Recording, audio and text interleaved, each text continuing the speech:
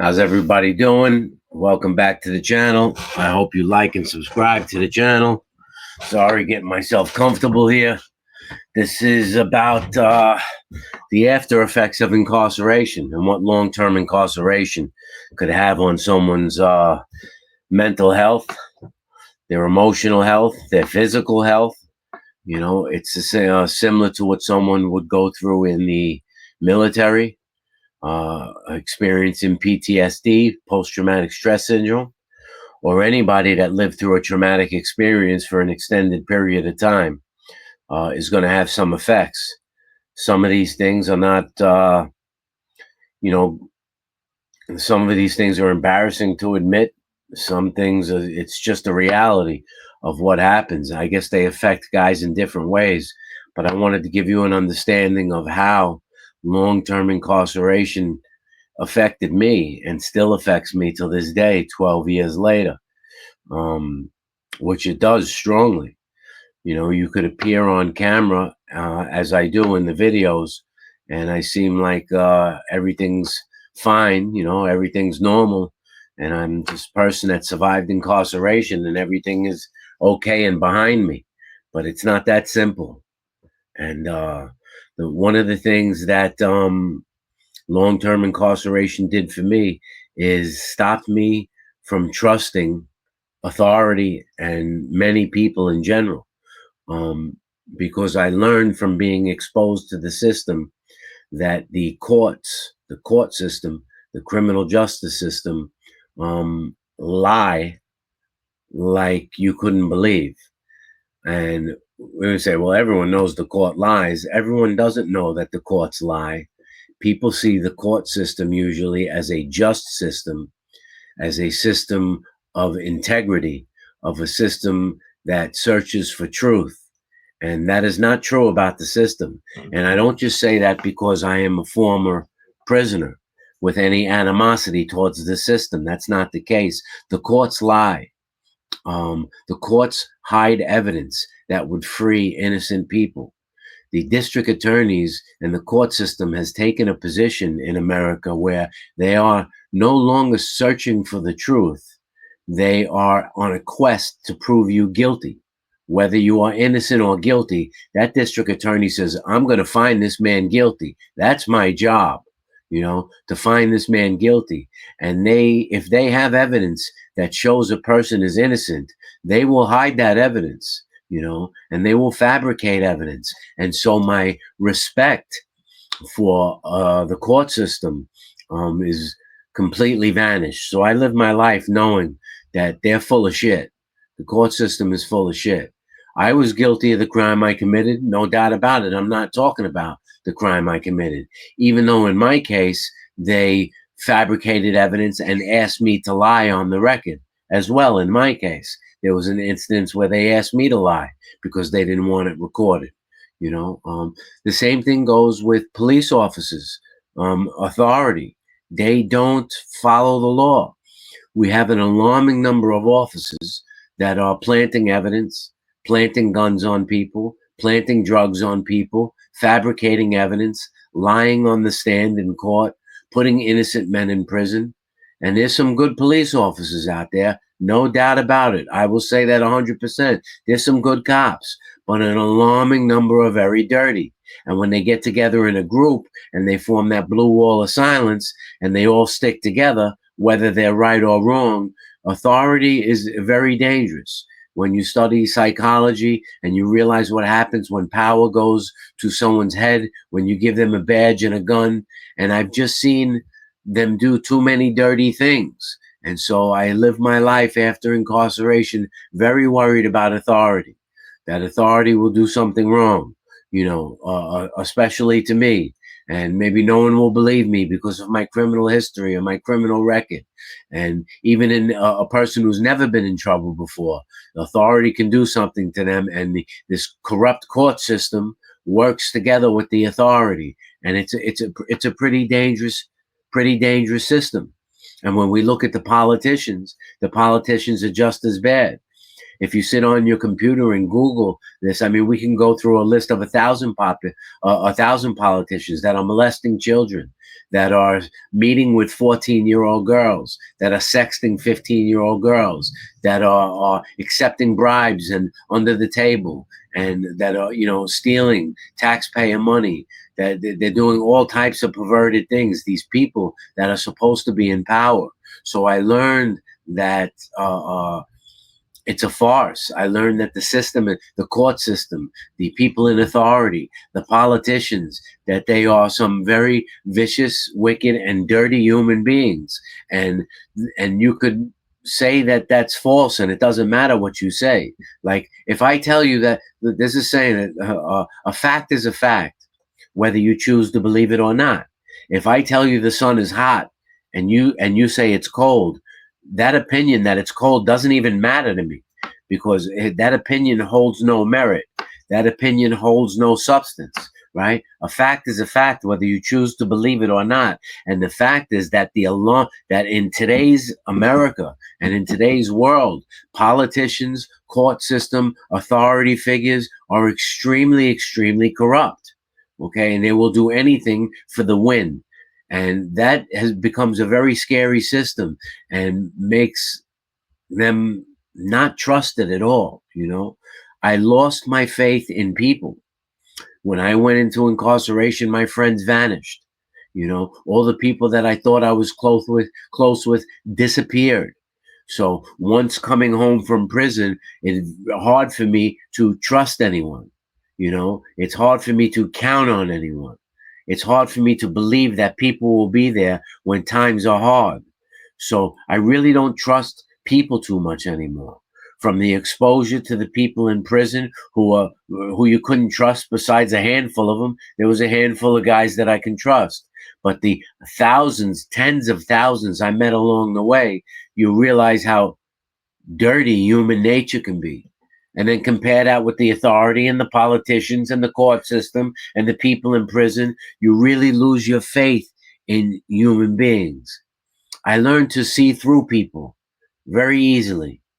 One of the things I learned to sense bullshit very easily. And that's for a few reasons. One, because before incarceration, I was involved with some serious people.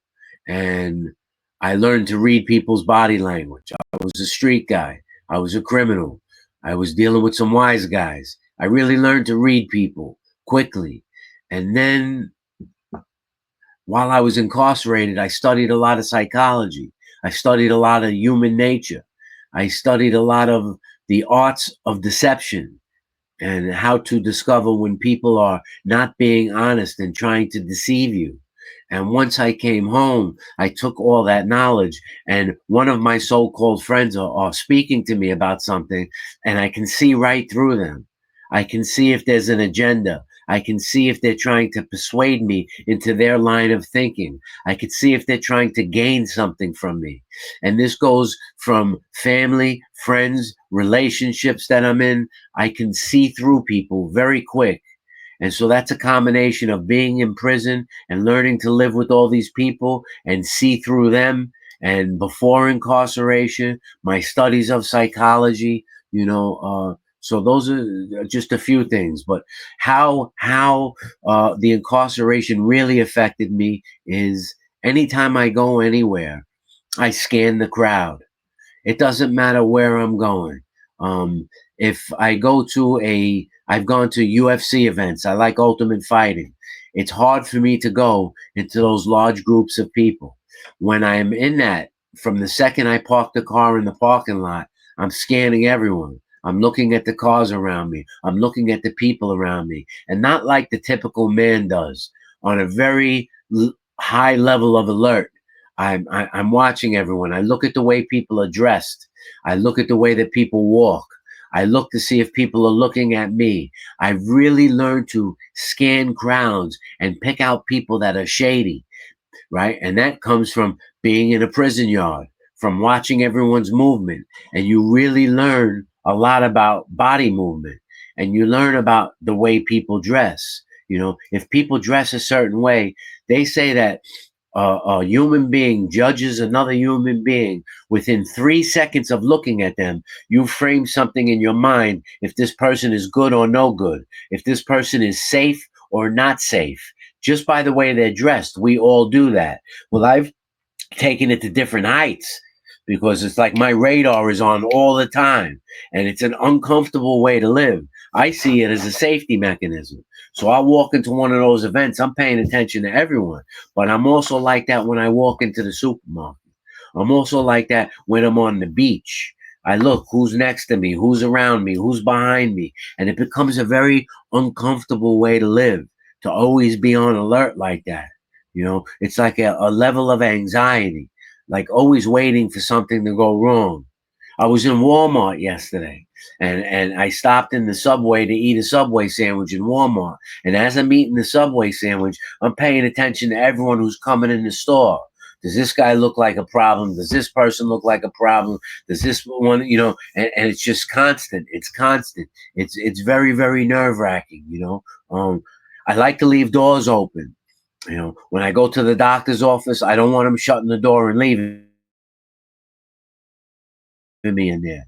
You know how you'll go to the doctor's office and the nurse will come in for a few minutes and then leave and say, the doctor will be here to see you shortly, and shut the door? I get up and open that door. I don't want to be in the room with the closed door.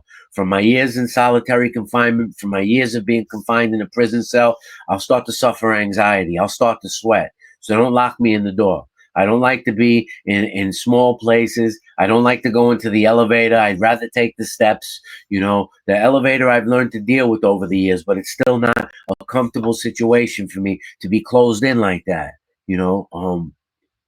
I prefer a lot being alone. I was alone for so many years in my cell that I prefer being alone. I'm at peace being alone sometimes. I know I'm okay when I'm alone. I know I'm safe when I'm alone. It doesn't mean that I don't like to be around people. I still enjoy being around, some friends, and I'm okay like that. But I do take a peace in being by myself. I spent so much time in a cell reading books, studying human behavior, studying theology, writing letters, writing poetry, that being alone, I've taken some peace in that, I can spot shady characters quick. I spot them quick, especially when I'm out in public, and I'm walking into a store. I spot that guy that's over in the corner by 7-Eleven. You know what I mean? And he's a shady guy hanging out under the thing. I see him immediately. The way he's dressed tells me a lot about him. The way he's by himself over there in the corner. I spot everyone. I spot people that are sitting in their cars and just sitting there. I'm looking at everything. Like I said, the radar is up all the time around me. Guys coming towards me to ask me for some change, to ask me for $1.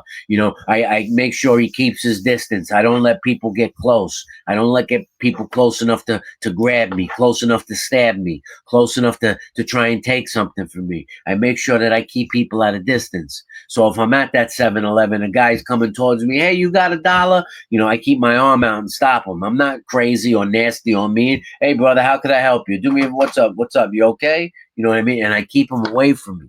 I spot those characters. I learned a lot about human nature. I learned a lot about human nature and people. I can't stand people with no common sense. I can't stand people with no common sense, because people with no common sense can get you hurt or killed in prison very fast. People that do something stupid, if there were guys in prison that did something stupid, I would get them away from me immediately. I would tell them, yo, do me a favor, get the fuck away from me. Don't come near me with that bullshit.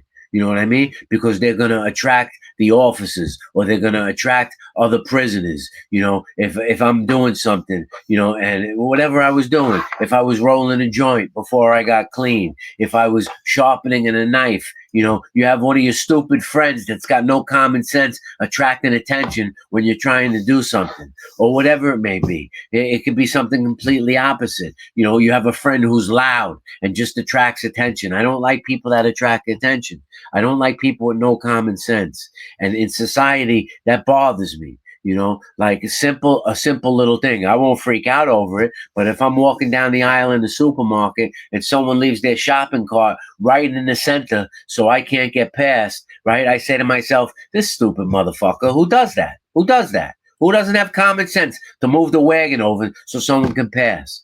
Or I'm online and someone will stand right 2 inches away from me when I'm online in the store.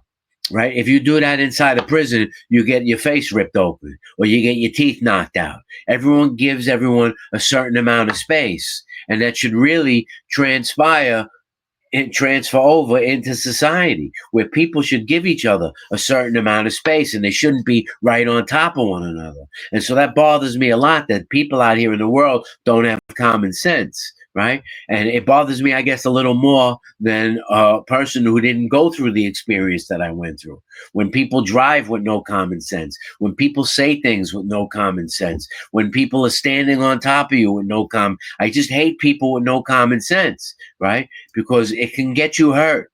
You know what I mean? And people sometimes don't realize who they're dealing with in society. You know, like I had a guy in a road rage incident not too long ago who cuts me off really bad. You know what I mean? Cuts me off really bad for no reason. And so all I do is tap the horn at him. I didn't hold the horn down. Like when he cut me off, I tapped the horn. And after I tap the horn, he hits the brakes. Now he doesn't want to move. Right? And first thing I'm saying, what's the matter with this retard? You know what I mean? This guy's fucking stupid, right? Then next thing you know, he gets out of the car and he comes up to my window. He's completely in the wrong, this guy, to begin with. Now he's screaming at me through the window. And I'm saying, I wonder if this guy knows that I've been arrested 8 times for assault, 3 times for assaulting police officers, a couple of times for assaulting police officers with a weapon. I was just in prison for 17 years for killing a man, for stabbing a man to death. And this guy's yelling at me outside of my car window like I'm some jerk off. And the first thing I said is, this guy's got no fucking common sense. He's got no common sense that he was in the wrong and he's at the window yelling at me. And if I get out of the car and decide to have a bad day or revert to behavior that I used to be, he's going to be sorry. Right. But I just say to myself, this person has no common sense. You know, it's yeah, rough. I don't mean to get hyped up, but I'm trying to tell you and give you an idea of how it affected me. May I have a sip of my coffee? Pardon me. I need silence to sleep at night. I have to have silence. I can't have any lights on. I can't have any music on. I can't have the television on. I can't hear people talking, because living in prison, you can't get a peaceful night's sleep because someone is talking 24 hours a day. 3 o'clock in the morning, they're talking. They're screaming, yelling from cell to cell. 4 o'clock in the morning. Once in a while, it would quiet down, but it was constant noise. You didn't have earplugs in prison either. So I would take tissue paper and stick them in my ears. It wouldn't help. They're playing chess from cell to cell. They're screaming. They're yelling. It's like crazy, like you're in the Bronx Zoo. And there's just fucking animals screaming all night long. There was no respect, you know? And so now home, if I hear any noise, I start to have an anxiety attack when I'm trying to sleep. It really starts to, my heart starts palpitating. I'll get up, I'll start pacing. I need quiet when I sleep because of prison. I find that I daydream a lot because I spent so many years in my cell daydreaming, just dreaming about things, you know, and it became a part of my personality. That's a part that I really worked at getting out of, because I saw that when I came home for the first few years, I could just lay in bed and daydream all day about things, you know, because I was in that mode from being in prison for so long, you know, and that was another thing. I don't like surprises. I hate surprises. You know, they bother me, you know, because in prison, you don't want surprises. I was so used to a routine, the same things day after day. I don't like things being thrown upon me, you know. So that was another little thing. A big one is that I don't like to be asked questions. I don't like to be asked questions. And this has caused a lot of problems in my relationships with women since I've been home. I don't like to be asked, "What are you doing?"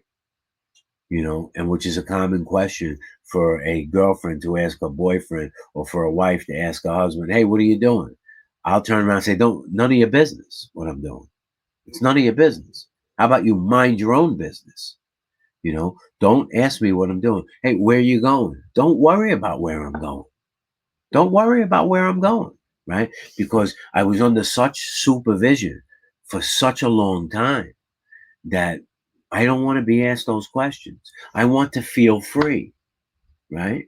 And when you have someone asking you, "Hey, where you going? What are you doing? When will you be back?" That shit drives me crazy. And that's part of the PTSD, right? Those questions may be normal coming from a spouse. But I say to myself that I have to be with someone. My spouse has to understand what I've been through and not ask me those questions. What are you doing? Where you going? You know, I had my spouse ask me, "Hey, what's in your pocket?" I said, "Don't fucking ever ask me what's in my pocket. Don't ask me what fucking business is of yours of what I have in my pocket." That's the same exact thing a corrections officer would say when you're walking down the hallway. "Hey, what do you have in your pocket?" So why are you asking me that question? What business is it of yours what I have? I'm a grown man. And that would be my response to my partner asking me what I have in my pocket. Right? I don't know if you would respond like that if someone asked you what you had in your pocket, but I try not to respond like that. But that is my initial response, or that is the desire. My desired response is to respond like that when someone asks me that question. I don't like to be asked questions. I like to be left alone and say that, I'm a 50-something-year-old man. I did 20 years in prison, almost 20 years in prison. I don't need anybody to question me. I don't need anybody on my back. I know, so that's a big form of PTSD that affected me too. Nobody can really lie to me. You have to be a master liar to lie to me. I see through so much. And that's hurt relationships as well. Because even if they're little white lies, I'm examining everyone as they talk, right? See, normal people listen, and goes a little deep. Normal people listen to words. When someone talks, the other person is listening to what they're saying. I'm not just listening to what you're saying, because the words are the least important part of communication, right? The deeper part of communication is the facial expressions, the body language, the eye contact, the hand movement, right? A normal person isn't examining all of that when someone is talking to them. I examine all of that when anyone is talking to me, whether it's a friend, a lover, an authority figure. I can see through their bullshit immediately, right?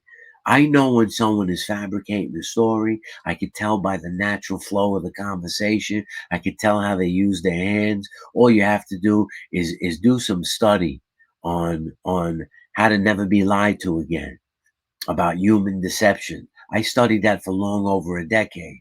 And so between my pre-incarceration days of being with criminals and being on the street and being with wise guys, then my incarceration days of living with thousands and thousands of criminals, and just from studying the topics itself, I studied well over a decade. Human psychology, child psychology, logotherapy, the art of deception. I spent 365 days a year studying this material. And so now I'm home, and people who didn't go through what I went through and studied what I went through and have the information that I have think they're just going to tell me these little lies. And I'm observing every single thing about them. I'm observing everything. I'm listening to everything. I'm breaking down. And that's what I got used to doing while I was incarcerated. because guys are always trying to be slick. And they're always trying to talk shit. And, yo, fish and this, I got this. I'll give it back to you tomorrow if you let me have this. And, yo, my sister's sending me something. And when it comes, the package comes, I'll get you this. And I bring that right onto the street. And one of my friends is telling me, oh, yeah, I bought these gold. I bought this and I bought that. And, oh, yeah, I made $40,000 this month doing this. And when things don't make sense, I see right through them. And so I'm always examining everyone. It's hard for people to lie to me. And it's hard to be examining people like that all the time. It's a pain in the ass. A simple thing, I got to keep my clothes clean, right? You never know when you're going to be able to clean your clothes again in prison. They have laundry in there and you could clean your own clothes. But I'm a fanatic. Like, I want to clean everything. Just to make sure it's clean. Make sure all my clothes are clean in case they put me on the transfer. Make sure all my clothes are clean if they shut off the water for 3-4 days. So in prison, that was my thinking. And so now when I'm home, I take stuff off and it's like I immediately want to wash it, keep everything clean. I shower constantly, I shower 2-3 times a day because I never know when I'm going to have the opportunity to take a shower again. In prison, 2 to 3 showers a week. I was able to get a job in prison where I could shower every day. That was important to me, to get a job where I could shower every day because I'm a clean person and I like to be clean, And so, but you never knew when you were going to get the prison could go on lockdown. You never know. You might not get a shower for 5-10 days and you have to wash up in your cell with a washcloth in the sink. So now in the world, 12 years later, first thing I do when I wake up, I take a shower immediately. I take a shower before I go to bed. If I sweat it all during the day when I'm doing anything, when I'm done, I take the clothes, they go in the laundry, I jump in the shower and wash.